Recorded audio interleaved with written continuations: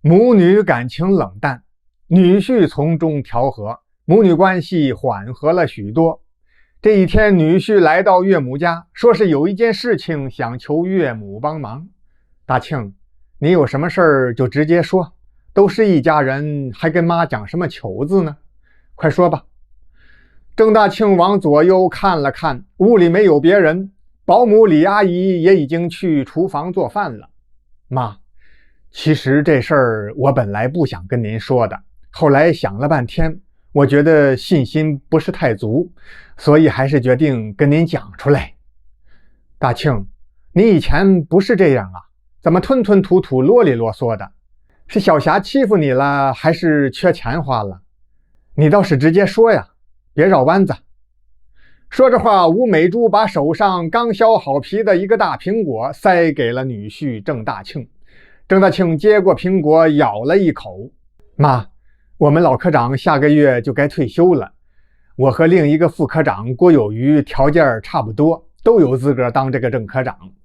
唯独就是这个郭有余平时很会拉拢人，人缘比我更好一些，所以你就想让我打个招呼，你想当这个郑科长是吧？是的妈。我当多大点事儿呢？你甭管了，踏踏实实上班，干好工作就行了，剩下的妈会帮你搞定。腾楞一下子，郑大庆站起来了，朝着丈母娘吴美珠鞠了一个90度的躬。谢谢妈，太谢谢妈了。坐下。瞧你这孩子，搞得跟个外人似的。行了，快吃水果吧。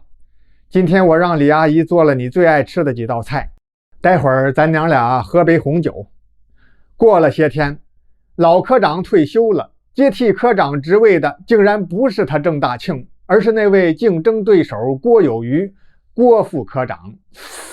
哎呀，郑大庆心里很是失落，好不难过，非常生气呀。心想，妈，我的亲丈母娘，您把我唬得好苦啊。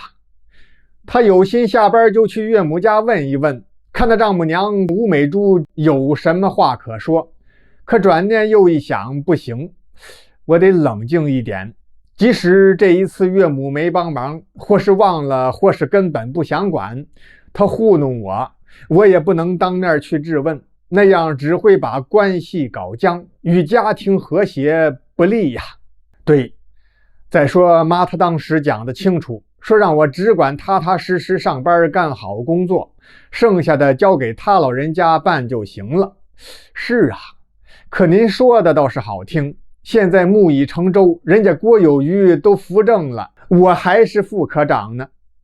思来想去，郑大庆最终也没去问岳母吴美珠到底是怎么回事。本来他和妻子方霞每个周末都去看望吴美珠，这回是一连2礼拜没照面。到了第3个周末，郑大庆心想不能再不去了，否则丈母娘肯定得多心。小霞，咱俩今天去看看妈吧。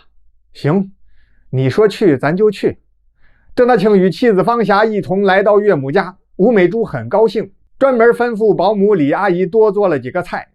郑大庆本来想含蓄地问一问岳母吴美珠关于他晋升科长的事情，您是忘了呢，还是怎么回事？可惜有妻子和保姆一直在旁边，他就没有找到合适的时机。吃过晚饭，妻子方霞闹着早点回家，夫妻俩就匆匆开车回去了。又过了没几天，忽然上级给他们科室下达了一个任务，要求科长亲自到矿上去搞调研，时间是3天。新任科长郭有余精神抖擞，便出发了。第2天，矿上就传来消息，说是郭科长在下到矿井底下实地考察的时候发生了塌方事故，科长郭有余同志当场殉职。等开完追悼会之后，郑大庆顺理成章当上了郑科长。这时候郑大庆才明白，原来岳母吴美珠根本就没有忘记我的请求，不仅如此，他老人家还救了我一命啊。小霞，今天我给妈妈买了件保暖衣，还有些个营养品，明天咱俩一起去看看他老人家吧。方霞正在收拾自己的衣服，扭头看了丈夫郑大庆一眼。我正要跟你说呢，明天我出差，你自己去吧。第二天是周五，下午下班之后，郑大庆早早就赶到了岳母家。妈，我来了。来就来呗，怎么还带这么多东西呀？妈，我已经升任科长了，这不是高兴吗？边说着话，母婿俩分别坐在了沙发上。大庆啊，高兴是应该的，不过最重要的还是要干好工作，好好为人民服务啊，明白吗？明白，我明白。不巧的是，保姆李阿姨休假回老家探亲去了，吴美珠与郑大庆这母婿俩就一起动手包了顿饺子吃。吃过饺子，刷锅洗碗，搞好卫生之后，妈，没什么事儿，我就先回去了，下个礼拜再来看您。说着话，郑大庆脱下围裙，整理了一下外套，就打算告辞离开。等等，大庆，你回去明天还有什么安排没有？没有啊，妈，这不是周末了吗？小霞单位有事也不在家，我没啥安排，就是休息。那要不这样，妈最近身体有点不舒服，打算明天到医院去检查检查，这事儿也不想让外人知道，你看你陪我去一趟行不行？郑大庆这么一听，当然行了，这本来就是我们当晚辈的责任。哎妈，看您气色挺好的呀，哪里不舒服啊？吴美珠微微一愣，也没什么，明天只管陪着我去就行了。今天你就睡楼下客房吧，我去给你拿一床新被子。一夜无话，第二天在肿瘤医院找到专家一看，让做了穿刺活检，2天之后结果出来了，左乳恶性肿瘤已经到了中晚期，医生建议尽快手术切除。吴美珠一听，当时腿就有点发软。郑大庆赶忙一把将岳母扶住，妈，您别难过，这个病做完手术就没事了，没有生命危险。吴美珠一咧嘴，本想苦笑一下，可她没笑出来，眼泪倒是快要掉下来了。大庆，妈的命好苦啊！说完话，泪水止不住就夺眶而出，趴在郑大庆的肩头上哭了起来。几天后，女儿方霞回来了，得知母亲的病情，她也是吃惊不小。妈，您先别害怕，咱只管听医生的也就是了。手术很成功，1个月后开始化疗，刚做完头一次化疗，吴美珠被双规了，说是因为涉嫌贪污腐败。接着便是郑大庆也被带走配合调查。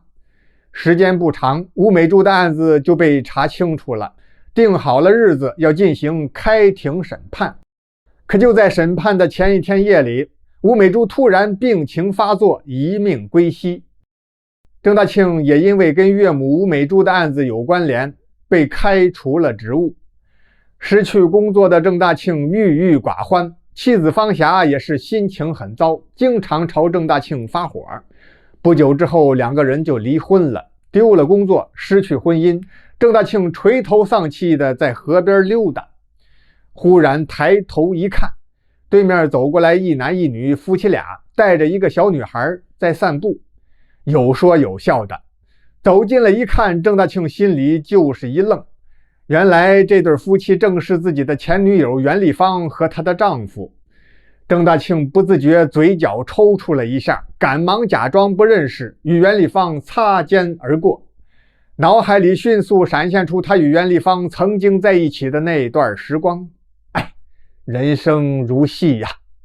感叹之后，郑大庆重新规划了自己的人生之路。他回到了农村老家，把家里荒了几年的农田重新种上了粮食，每天除了干农活之外，就是陪着老母亲辛香莲老太太日出而作，日落而息。堂前尽孝，是无比的安心与踏实。